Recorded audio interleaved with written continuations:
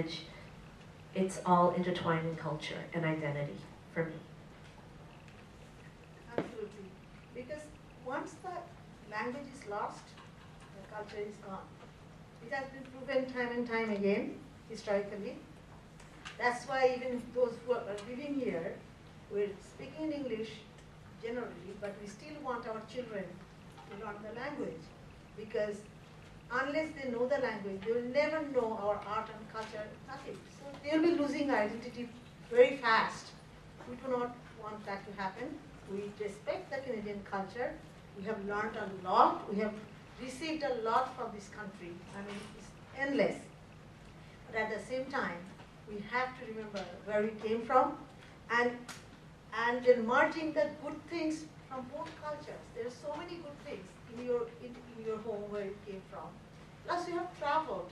Like for me, I'm not a Hakka, but the thing is, I have been to Caribbean, I have been to different countries, I lived there, I have seen, like the different backgrounds of people, and I'm in Canada. Pretty much the same time they came, a little bit later, 82 I came in here. So it's a long time, 34 years I've been here. So for me, whatever Dr. Lowe said or she's saying, I really echo the same feelings because we are not any different. We may be speaking different languages, but if you really look in totality, human beings are human beings. They have the same emotions, same feelings, same sense of sufferings or challenges, opportunities. Therefore, the global village really talks about it. I mean, we are all in one, although we might look different or we may be having a different lifestyle. So I fully agree with it. There is no question in order for us to maintaining our identity and be in the Canadian society as a successful human being, we need to know our culture really well. And language does that, definitely. Well, you've put it so beautifully, and I have nothing more to say except no, you have a lot to say. Talk a little bit about linguistics, my professorial point of view. That there are really thousands of languages, 4,000 at last count, and right here in Canada, so many Aboriginal languages, often spoken now by just 100 people. Next year, next decade by 20, and eventually those 20 people would die, and the language would disappear. We can't help it. It's a tragedy that repeats itself over and over. The loss of a language is the loss of the nodes in your brain and your nervous system that constitutes that language. It's a great loss. But let's mourn the loss and move on. Create new ways of communicating. It's all I have to say. So let's move on. Thank you for that. Before we move into your two films, Jeannette, we will speak a little bit about them before we'll have a chance to introduce them. But I did want to just put one more question to the panel around the use of film as a medium. And maybe we can start on the other end.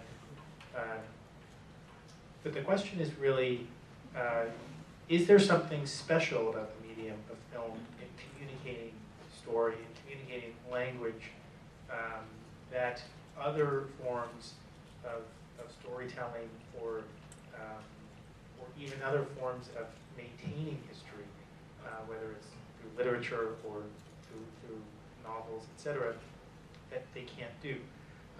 Is there something special or unique about this medium that you think is able to convey certain meaning that might be lost in other forms? Are you asking me? Yeah. Okay. Well, the film is a media. It's been exposed to millions of people in one time. So, like press, it is even way more powerful than the press.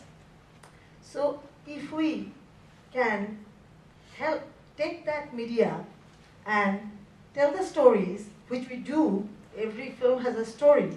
But if we keep this focus in mind, that any specific message that we want to give to people, and in one stroke, thousands of them, I think there is no better way than doing it through film.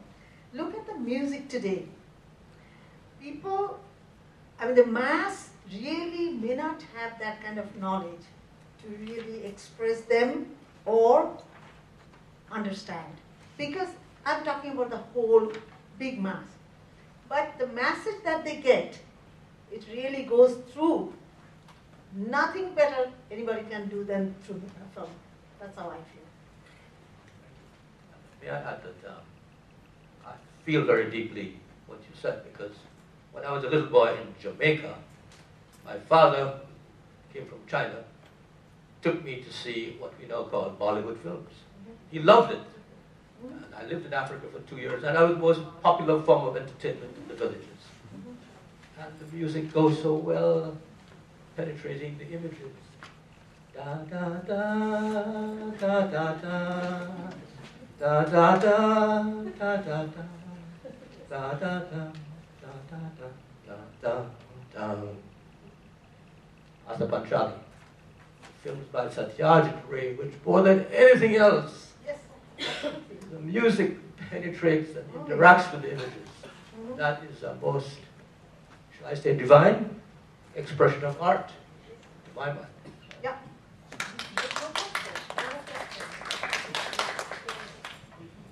Jeannette, any final words? You're the sole filmmaker here. Sole filmmaker. I hope that the film will resonate with anyone here, whether you're Hakka or not, or from Jamaica.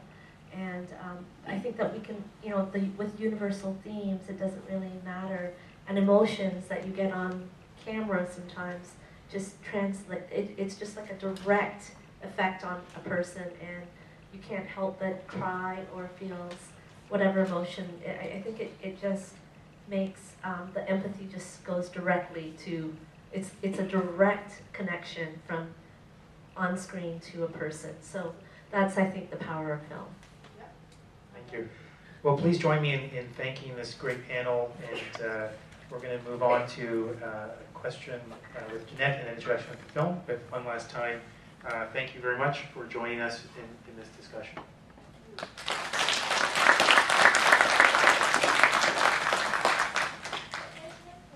Dr. Lowe say something briefly about the Hakka conference? Please, yes. Okay, just following up on my epiphany, really, coming to live in Toronto and finding the Hakka people from all corners of the globe reassembling here. I thought this was a wonderful platform to build a global culture which could be applicable to any other people who've been sojourning all over the world. So in the year 2000, I encouraged a group of fellow Hakka to join me in doing that. And we particularly wanted to de-emphasize that we were Jamaicans, or my friends, Ying Xian and his comrades there from Calcutta. We wanted to dissolve these encrustations of sojourns and come back to a pure ground of Hakka. Of course, there's a lot of dreams and fantasies there. But we did manage to mount an exceptional conference in the year 2000 at York University. And York is itself a little universe, which helped us to break this up. Then, having done that, we said, well, let's do another one. And we were encouraged by a visit from Joseph Sangman Kin from Mauritius, which again is a very precious multicultural area. And his inspiration got us to do another conference in 2004. Then we went to 2008, 2012, and ladies and gentlemen, we're now looking at another conference in 2016 to take place at York University again at the end of June. July 1 to 3, we will mount what I think is our biggest and baddest conference. So I invite you all to join me. You don't have to be Hakka. Just register. You can register on the internet. Just look up www.torontohakkaconference1word.com, or you look up Everbright. We're big into technology again, and you can register there and join us for 3 days of wonderful action, song, meditation, and all that. And I think you will enjoy it, and you will be inspired to do something yourself. Okay. Thank you very much.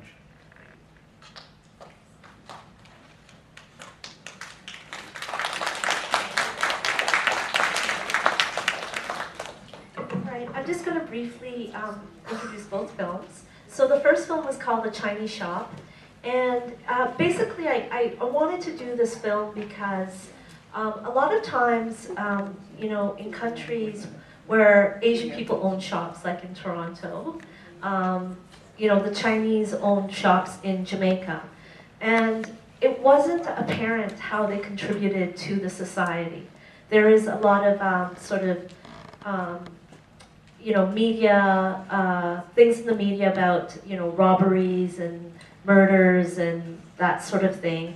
And I wanted to take a look at the Chinese shop, is what they call these Chinese shops in Jamaica, and to show how it's not obvious, but how these Chinese shops contributed to Jamaican society. And they did make a contribution. And it wasn't something that was ever discussed in mainstream media in Jamaica or elsewhere. So that's the first reason why I wanted to do that film. And then the second film is called Half, the story of a Chinese Jamaican son. And it's about this gentleman, Vincent Lee, who is half Chinese and half Black Jamaican. And he was a little boy, 5 years old, and he was sent to China to be educated and to be brought up Chinese. And this happened to him in the early 1930s. So, we think of being mixed as a really modern concept, especially living in Toronto. But this has been going on for ages. And I wanted to see what he experienced as a young boy growing up in China, being mixed race. So it's him talking about what it was like. So thank you very much. Please enjoy the films, and then we can discuss afterwards.